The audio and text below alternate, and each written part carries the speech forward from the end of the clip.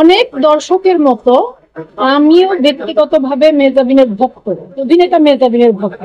যে একজন শিল্পীর মেকআপ রুমে আচরণ কেমন হওয়া উচিত সেই বিষয়ে আমরা ছোট থেকে বড় সকলে আদর্শ মানতে পারি মেহজাবিন। আরো জোরে যে কদিন মেহজাবিন কাজ করেছে, আমি আসলে বিশ্বাস করেন আমি খুব অবাক হয়ে ওকে দেখতাম। মানে সারাটা দিন একটা মেয়ে চুপচাপ স্থির হয়ে বসে আছে, কোনো কথা নেই, কোনো আওয়াজ নেই, কিচ্ছু নেই, নিজের মতো নিজের মধ্যে আছে। যখন ক্যামেরা অন হচ্ছে তখন একটা অন্য মানুষে পরিণত হচ্ছে। তো আমি বলেছিলাম যে আমার এইটুকু মানে কাজের অভিজ্ঞতায়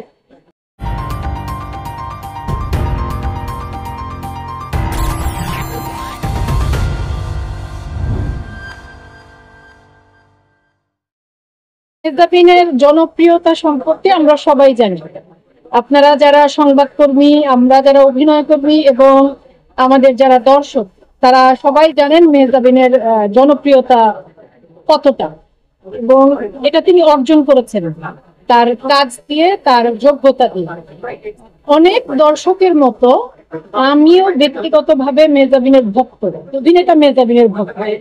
তো আমার সেই সহকর্মীর প্রথম সিনেমা মুক্তি পাচ্ছে হলে, মানে হলে বড় পর্দায় নিজেকে দেখতে পাবার আনন্দটা খুবই অন্যরকম অনুভূতি। এটা এত অভূতপূর্ব অনুভূতি যে আমার মনে হয় প্রতিটি অভিনেতা অভিনেত্রীর জীবনেই প্রথম সিনেমার মধ্য দিয়ে নিজেকে বড় পর্দায় দেখতে পাওয়ার স্মৃতিটা সারা জীবন মনের মধ্যে থেকে যায়। তো সেই রকম একটা সময়ের মধ্য দিয়েও যাচ্ছে। ওর সেই সময়ের সাথী সহকর্মী হিসেবে পাশে থাকতে পেরে, একই সাথে কাজটা দেখবার সুযোগ পেয়ে আমি আনন্দিত। আরো জোরে আচ্ছা আচ্ছা আচ্ছা চল। হ্যাঁ কি ভাইয়া, আমরা এই সোশ্যাল মিডিয়াটার সাথে তো আমরা এখনো অভ্যস্ত হয়ে উঠতে পারিনি। সময়ের সাথে সাথে সব ঠিক হয়ে যাবে। হ্যাঁ, কারণ সোশ্যাল মিডিয়া ব্যবহার করবার কি বলবো আমি ঠিক শব্দটা, ধরেন ব্যবহার করবার উপযোগী হবার আগেই আমাদের সকলের হাতে হাতে সোশ্যাল মিডিয়া চলে গেছে। মানে সোশ্যাল মিডিয়া জিনিসটাই কিন্তু একটা গ্লোবাল জায়গা।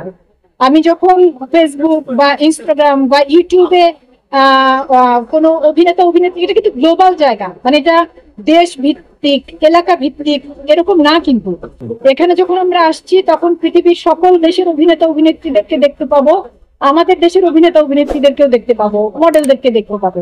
তো আমি মনে করি আস্তে আস্তে মাত্র তো কত 10 বছর হলো না সোশ্যাল মিডিয়ার সাথে আমরা পরিচিত, অভ্যস্ত।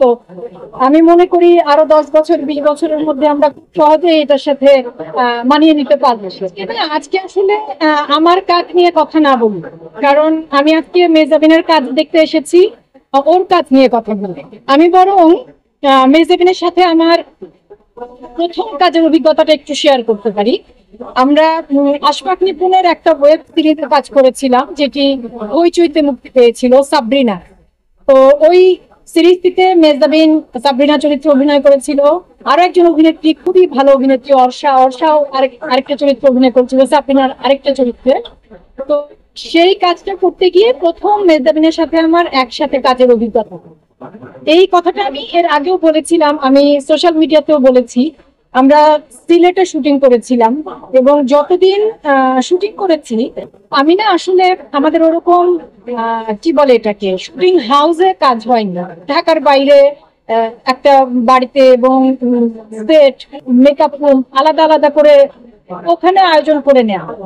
তো যে কদিন মেহজাবিন কাজ করেছে, আমি আসলে বিশ্বাস করেন আমি খুব অবাক হয়ে ওকে দেখতাম।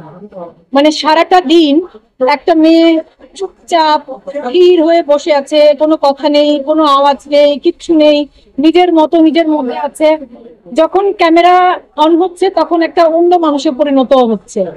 তো আমি বলেছিলাম যে আমার এইটুকু মানে কাজের অভিজ্ঞতায়, আমার 20 বছরের কর্মজীবনের অভিজ্ঞতায় আমার মনে হয়েছিল যে একজন শিল্পীর মেকআপ রুমে আচরণ কেমন হওয়া উচিত সেই বিষয়ে আমরা ছোট থেকে বড় সকলে আদর্শ মানতে পারি মেজদাবিনকে। তো আমার ভীষণ রকম শুভকামনা, ভালোবাসা। ওর প্রথম সিনেমা দেখতে পাচ্ছে, তার পরিচালনা সম্পর্কেও আমরা জানি। এর আগে আমরা চরকিতে শঙ্খদার গুটি দেখেছি, খুব ভালো একটা কাজ। এবং আমি আশা করছি প্রিয় মালতী শুধু মেজদাবিনের প্রথম চলচ্চিত্র হিসেবে নয়, একটা দারুণ সিনেমা হিসেবে আমাদের মানে আমাদের মিডিয়ার সিনেমার কাজের ক্ষেত্রে জায়গা করে নিতে পারবে।